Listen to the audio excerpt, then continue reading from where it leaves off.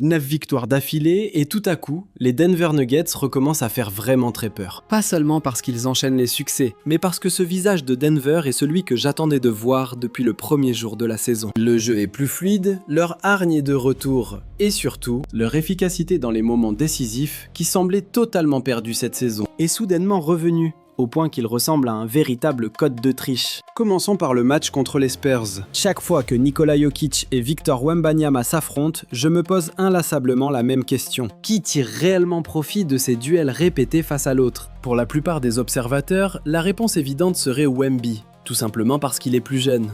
C'est lui qui possède ses qualités physiques hors normes et une logique simple vous ferait croire qu'il est celui qui va le plus apprendre de ces duels pour enfin trouver la clé et mieux le stopper. Sur le papier, ça tient debout, mais à mon avis, c'est tout l'inverse qui se produit. Je reste convaincu que c'est Nikola Jokic qui profite le plus de ces confrontations régulières. Et la raison principale, c'est que ce mec est un véritable supercalculateur. Face à Victor, Jokic tourne à 37,3 points par match avec 58% de réussite globale au tir. Sur les 73 tirs tenté par Jokic face à Wembanyama en défenseur principal, il inscrit 1,16 points par tentative, ce qui est d'une efficacité redoutable. Tout cela en menant les Nuggets à 5 victoires pour 2 défaites.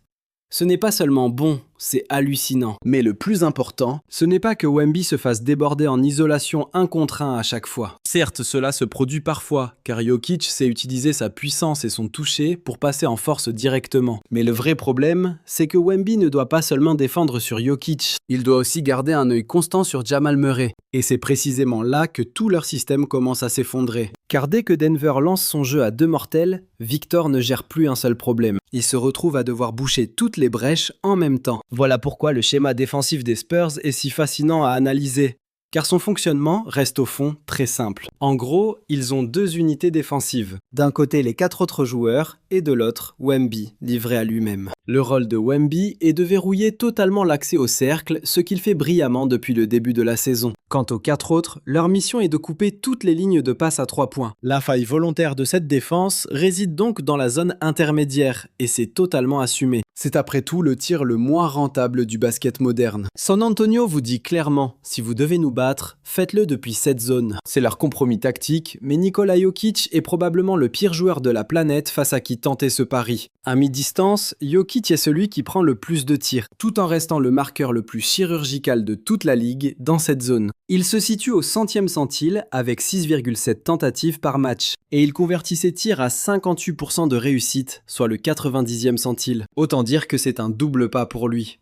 À plus longue distance, il est au 93e centile avec 1,3 tentatives. Et sur ses tirs lointains, il affiche un taux de réussite de 57%, ce qui le place au 92e centile. Ces 2 types de tirs sont presque aussi rentables qu'un panier facile sous le cercle, rendant le plan des Spurs suicidaire. Le but ici, c'est de fermer l'accès au cercle et de chasser les tireurs derrière la ligne à 3 points, en forçant l'adversaire à prendre des tirs mi-distance compliqués en déséquilibre, contre la plupart.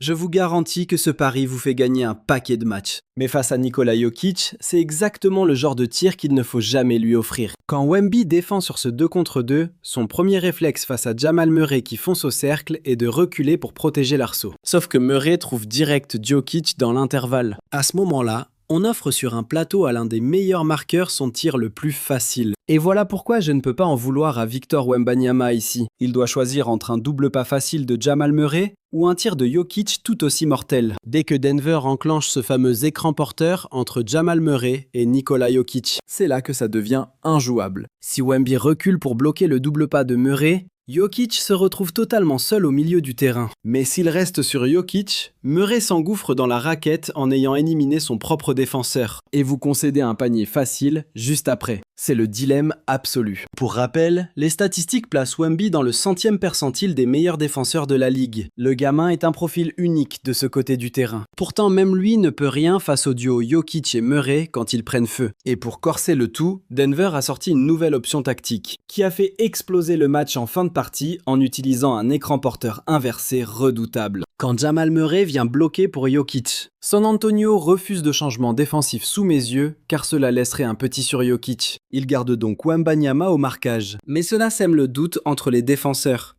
Les deux surveillent le même joueur et Denver est bien trop malin pour rater l'occasion. Voilà comment Murray se retrouve seul à 3 points. Pour reprendre l'avantage en fin de match. Sur l'ultime action du temps réglementaire, il réitère cet écran inversé, cette fois avec Gordon. Les deux défenseurs se jettent sur Jokic, libérant complètement Aaron Gordon, qui égalise à 124 partout.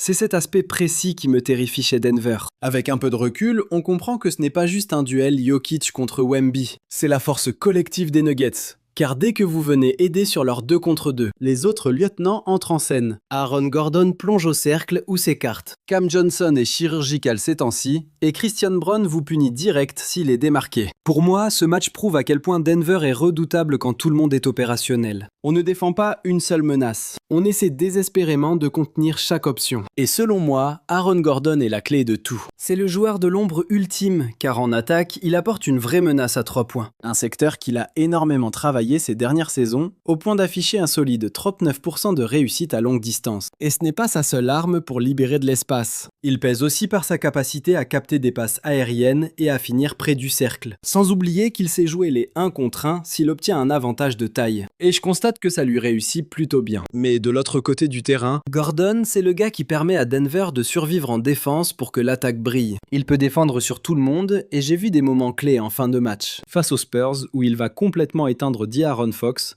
stopper Wembanyama, tout en tenant tête au jeune Stephen Castle. Je veux dire, il peut défendre du poste 1 au 5. Et ses stats avancées sont juste folles. Si vous regardez ses statistiques avec seulement Jokic et Murray sur le parquet, c'est déjà incroyable. Avec un net rating de plus 11,8, une évaluation offensive de 130,1, mais ils encaissent 118,3 points sur 100 possessions. Ce qui est moyen en défense, mais dès qu'on ajoute Aaron Gordon, tout explose, carrément. On passe à un net rating de plus 19,5 et 133,9 en attaque. Tandis que leur défense se stabilise à un très respectable 114,4, ce qui est gérable vu leur niveau offensif d'élite. Voilà la vraie force des Denver Nuggets à mes yeux. Ils n'ont pas besoin d'avoir une défense ultra dominante, juste d'être assez solides, car quand leur jeu à 2 se lance et que les lieutenants punissent les aides adverses, cette attaque devient totalement impossible à arrêter. Bref, quelques stops en défense, et croyez-moi, cette équipe devient presque impossible à faire tomber. Et puis Portland nous a montré l'autre visage de Denver.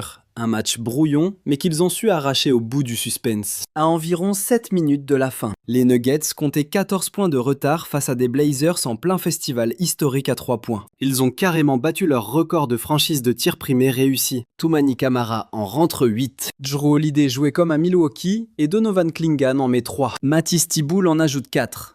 C'était typiquement le genre de match frustrant où dès que Denver essayait de réduire l'écart, Portland répondait immédiatement par un autre tir à 3 points assassin. Mais au retour des titulaires dans le 4e quart, les choses sont enfin rentrées dans l'ordre. Murray profite de la passe de Jokic. Williams doit monter en aide, libérant la raquette pour Jokic sur une passe à terre. Juste après, sur un pick and roll inversé. Murray bloque Williams pour forcer le switch de Camara sur Jokic. Sans aide en face, le Joker punit direct. Jamal joue encore un main à main avec le Joker. La défense s'ouvre comme la mer Rouge pour un lay-up facile. Portland tente Jrue Holiday. La prise à 2 arrive sur Jokic, mais Cam Johnson s'écarte et rentre un énorme tir primé. Sur l'action suivante, Murray se retrouve bloqué, mais Johnson fait un superbe choix de jeu, en coupant au meilleur moment pour servir Gordon tout seul à 3 points. Égalité complète à 1 minute du terme. Jokic reçoit la balle sur la remise en jeu. Jamal s'enroule tout de suite autour de l'écran de Gordon, semant son défenseur et obligeant Williams. Le défenseur de Gordon a monté sur lui, ce qui laisse Aaron à nouveau seul pour un panier assassin. Et là, tournant du match, car Gordon avait le pied sur la ligne en tirant. Ce n'est donc qu'un panier à 2 points. Un shoot énorme, mais Portland réplique enfin grâce à Avdija qui pénètre sur sa droite et marque avec la planche pour égaliser à 125 partout.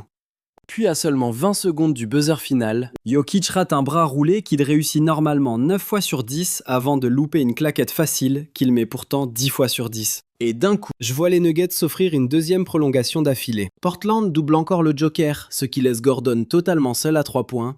Ficelle. En transition, je vois Jokic trouver parfaitement Gordon dans le coin. Holiday sprint en vain. Gordon feinte, Thybulle vient en aide, laissant Jamal totalement démarqué derrière l'arc. Les voilà à plus 6. Pour moi, c'est là que Jokic et Murray plient le match, sur un jeu de main à main. Murray fonce au cercle pour dunker. Désormais, toute la défense adverse se focalise sur Jamal. Il trouve Jokic qui rentre ce tir impossible à 1 seconde seulement, au chrono des tirs. Ce retour est capital, car c'est exactement le genre de match que Denver perdait cette saison.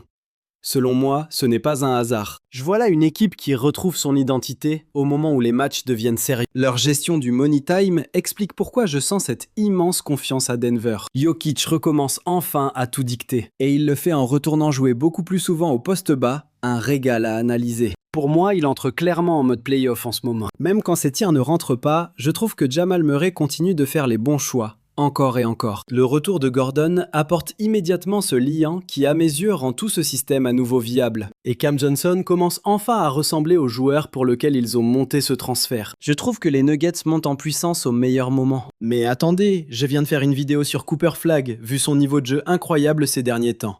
Et dans cette vidéo, je vous décortique précisément comment il s'y prend. Alors si ça vous intéresse, vous pouvez cliquer ici et on se retrouve tout de suite.